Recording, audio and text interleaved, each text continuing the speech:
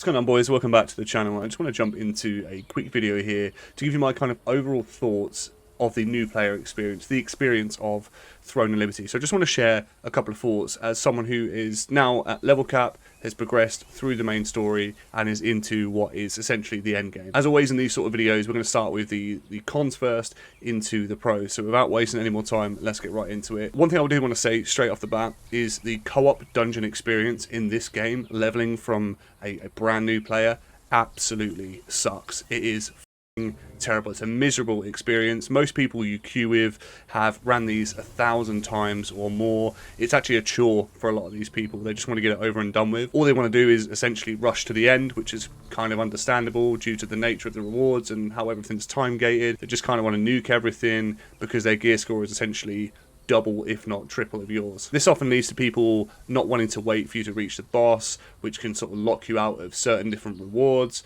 Hardly anyone that I've noticed over the time, hardly anyone communicates.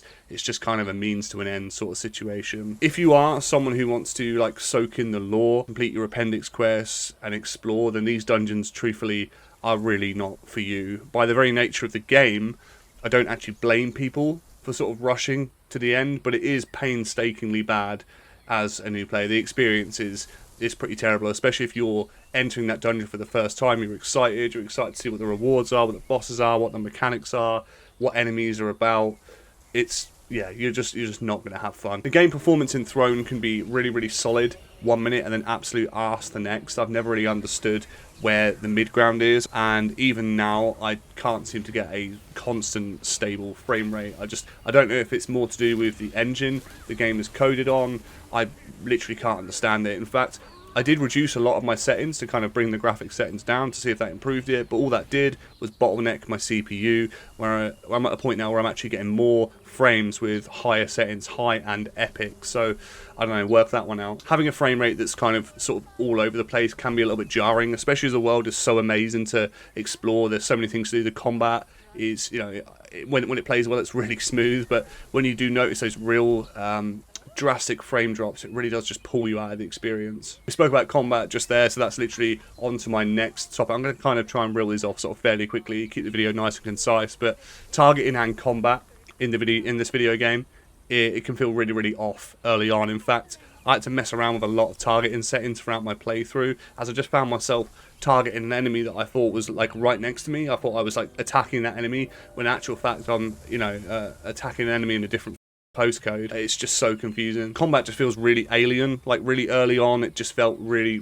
clunky to me. Being a caster, it was just immensely frustrating to sometimes get rubber banded mid-cast and then like not be notified that if you're like out of spell range or out of caster range, and then eventually your spell just wouldn't go off. Not to mention there are quite a few dodging and parrying mechanics in this game, which as much as you can kind of get them down to a T with a bit of practice, a lot of it feels very RNG depending on the server tick rate. You can press dodge or parry, which is of course on the same button, it's Q. You can press that at the same time every time, and I've noticed that quite a few times I'll actually miss and I'll take damage even though I've timed it to perfection. You know, you get that muscle memory. I don't know if that sort of mechanic is ideal for an MMORPG that tend to have slightly delayed server tick rates. Speaking of delays and tick rates, rubber banding, I've noticed this even more throughout the MSQ, especially when you're tasked with dragging a mob to a certain spot for them to interact with something, or yourself having to travel to a certain spot to interact with a certain object.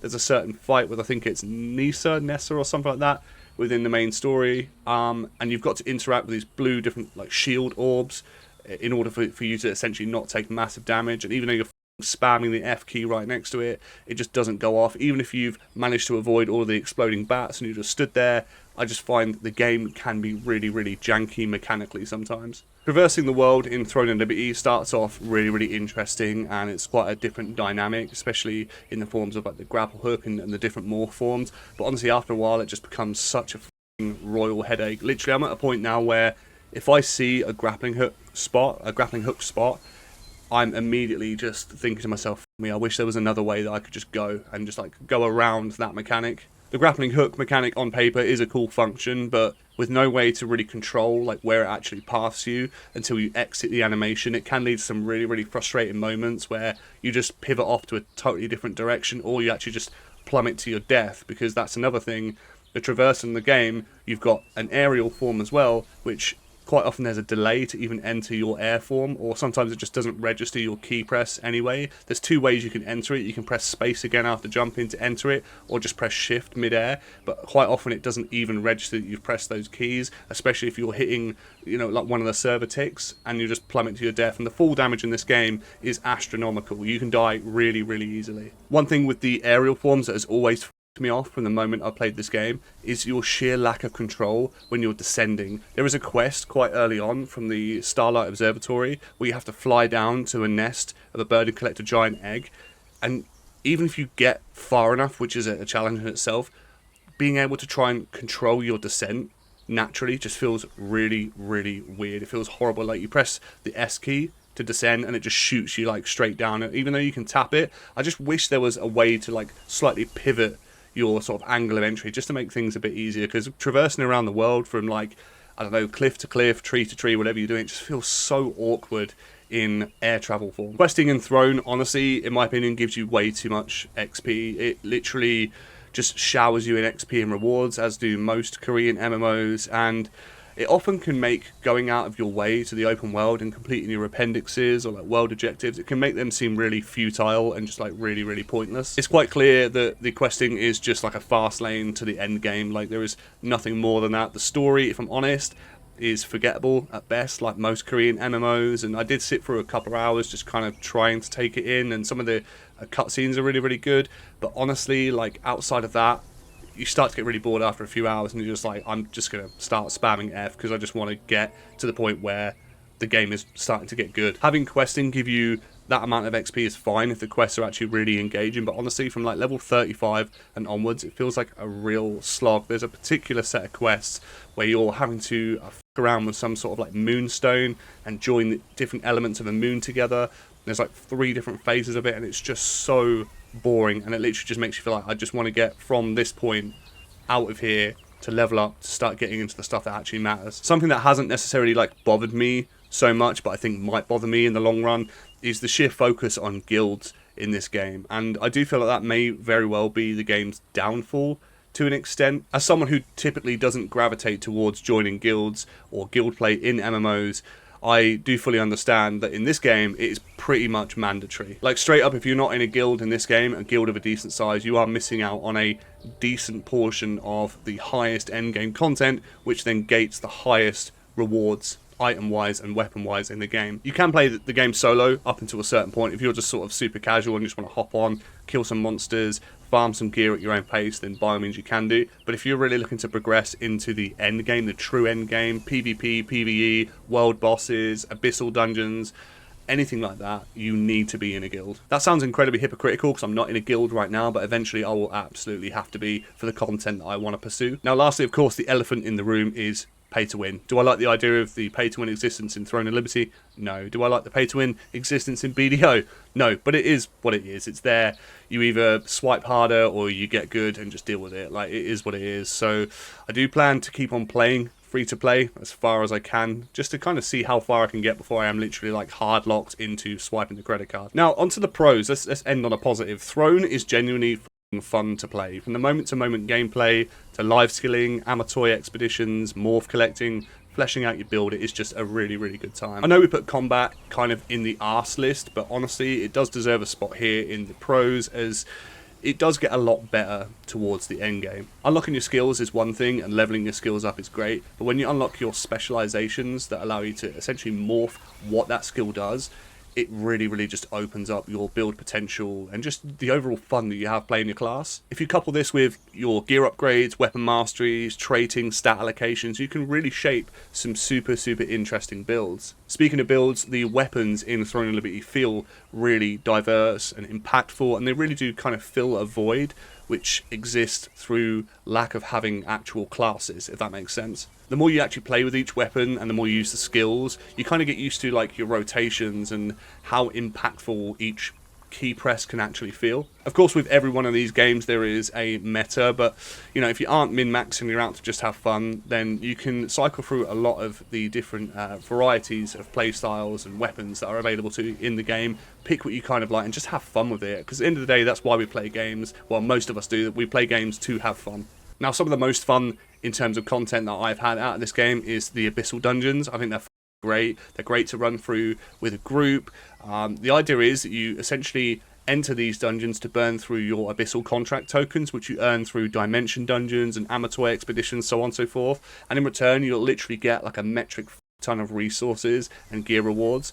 Honestly, jumping in this with essentially what would be a guild for me later on down the line, but just grouping with friends or like randoms out in the open world is so fun, especially when you're really in tune with your class, you know your abilities, and you can just bring something to the table. There's nothing quite like just grouping a massive pack of mobs and just absolutely burning them down and watching them just explode into just like particles of all this gear and all of these rewards. And it is the most efficient way to do that is with a group. You can do it solo, you can enter solo, but enemies take a little bit longer to kill. But with a group, it is such good fun. A lot of these dungeons have not just got like one layer. There's like multiple different floors, there's elite mobs, there's even bosses located within dungeons themselves, and you can take specialized contracts that will give you even more rewards for entering those dungeons themselves. Following on from the open world content like the Abyssal Dungeons, I really love the scheduled content in the game, even if it's just seeing the giant whale, you know, going to visit that, but more importantly, the world bosses. The world bosses are phenomenal, and they house some of the greatest gear and challenges in the game. If you're in a guild, of course, these are emphasized even more. They'll be even more rewarding, as you'll be able to actually fight other guilds for control of the boss and their spawns, which will allow you to essentially farm, which I believe is BIS for a lot of classes and a lot of weapons. One thing that really kind of tided me over when I was getting a bit tired of the mundane grind of the MSQ was the secret dungeons that you've got access to. They're essentially like a cool boss fight simulator, which gets progressively more, like, harder and harder the more you level up, and it actually introduces you to mechanics that you haven't seen yet and will see later on in the game. These challenges will get even greater after a short while, as you can actually select Gate of Infinity, which will essentially offer an empowered version of those same enemies, but for much greater rewards. They've got like massive health pools, different mechanics. It's just a good time. Lastly, I do just want to top off on something that I know people find really, really jarring, but for me, I kind of enjoy it, or at least I have done to this point, and that's the gearing. The gearing in Throne of Liberty feels really rewarding, from just getting new items entirely to empowering your old ones. Watching numbers just go up in any capacity for me has always been something that I really, really enjoy in MMOs. Once you start understanding how to progress your gear, you know, knowing that, okay, I've got a purple item here, but I've also got a purple item that's like level 0, but a blue that's level 9, you know, I don't want to just put that purple on until I've fully traded it, until I've transferred my blue 9 into my purple 0. Knowing those mechanics and like basically not wasting your resources is what really opens the game up to you. The better level of understanding you have of this game, of course, knowledge is power, but the better level of understanding you have, the more you'll enjoy Throne of Liberty. Now, of course, with videos to come, I'll update you guys on these thoughts. These are just sort of my first impressions as a new player. I think I've got like 30 to 40 hours in the game right now, so not a great deal, but enough to have kind of seen the MSQ, started to, I guess, grind towards my my end game progression, upgrade my character, and just give you a good starting point as to what the end game could potentially look like and what you'll be doing in Throne of Liberty. If you guys enjoyed this sort of video, please do consider leaving a like rating, subscribe for more Throne of Liberty content, and I'll see you guys in the next one.